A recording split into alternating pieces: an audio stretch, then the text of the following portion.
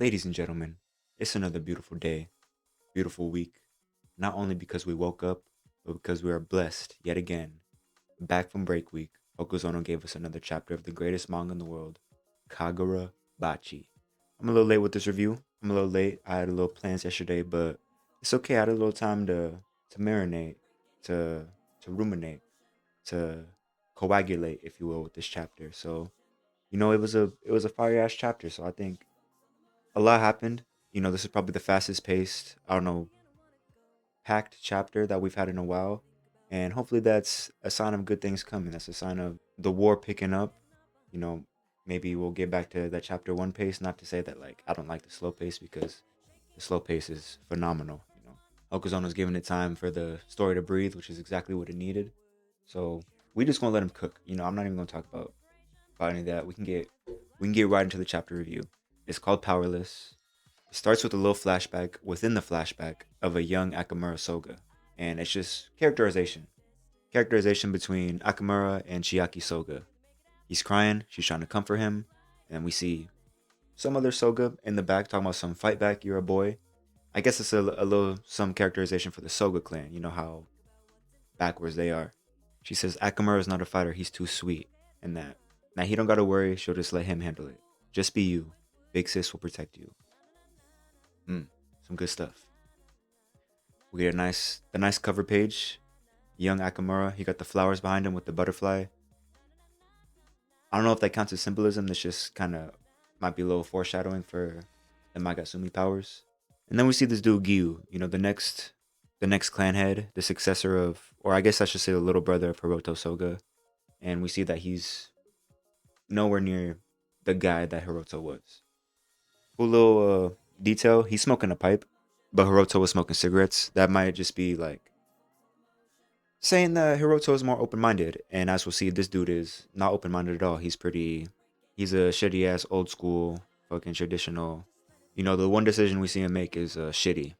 We see right here as a chief of the Soga clan, he strongly supported handing Chiaki over to the Mikaboshi. And yeah, I don't know if I don't know how modern this is, but this is like some Game of Thrones ass shit. Like handing a woman over to the enemy just to like make peace, just to as if she's like a peacemaking gift or something. But obviously, Akamaru heard the news. He pulls up to Giyu Soga with this, you know, auriful look in his eye. He got that Azami look. He also looks like Hiroto at the same time. And he pretty much blitzes all the guards and Giyu Soga. Boom, got up all in his face. Master Hiroto would have chosen differently. That's what I was saying when I read the chapter. But like the most standout line of the chapter is if you don't like it, go kill the Mikaboshi. You shouldn't have given him that idea. But before this escalates, Chiaki comes and calms him down. All the guards are impressed that he's only 16 and he already equals like Yoshinojo and Hiroto. And then we get more character moments from Chiaki and Soga. We see like how close the relationship, how much they value each other. She's talking about I'll protect everyone and you. I want to protect you. But the way she's doing that is like self-sacrificial, and he just straight up says I'm not okay with that because she's not valuing herself at all. She even said it in the chapter a couple chapters ago. She's like, I don't care about the part of myself that's a princess, but that's still who she is. So she's still self-sacrificing. And very poignant lines right here. Things haven't changed one bit, even though I took up the sword to protect you. That's a callback to the first page of the chapter where he was little and Big Sis is just protecting him. And now we get some more Kunishige and Subaru, and I rock with them. I like Subaru. He's pretty W man so far. I feel like he's gonna get the first enchanted blade that he's about to start making at the end of the chapter. And yeah, he's just coming on with W shit. He's talking about Kunishige is a talented swordsmith, but his true talent lies in his powers of observation. I can't wait till we get to understand what the Rokuhira eyes actually are.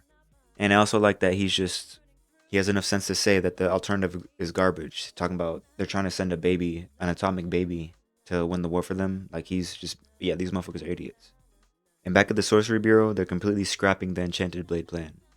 But shout out Hasumi. I low key disrespected him a couple chapter reviews ago. I was like, I don't even know who this is. One of the government guys. But man, he's the one that put, himself on the line for all this. He allowed Shiba, even though I feel like Shiba could have stole this by himself. He could have just teleported in there.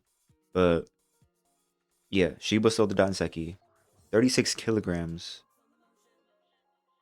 They were saying that Shiba's low-key strong as hell for carrying that like a briefcase, but if we remember his sorcery, he's probably just manipulating the weight. And then boom, they're at. I'm pretty sure this is Subaru's forge. Kunishige is double checking. He's asking him. He's like, I don't care about myself, but are you sure a national treasure like yourself wants to make all these enemies? Because they're going against the government. And Subaru's just like, man, like this is for the woman you love, right? And man, you just see that determination in Kunishige. He's like, yes. And then this is the final page. Y'all can't even see it because of the. I'm gonna just show it for a little second. The final page of the chapter. The forges are lit with flames. So finally, that was March 27th. March 26th, they sold down Seki.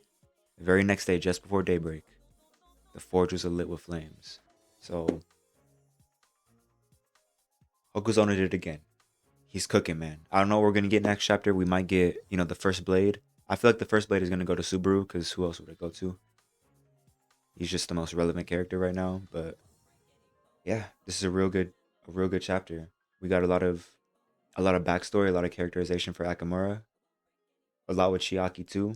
I like how they're kind of building up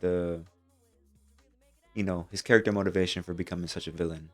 We obviously still don't know the full story. Like, we don't even know what happens to Chiaki at this point still. We don't know if she's alive.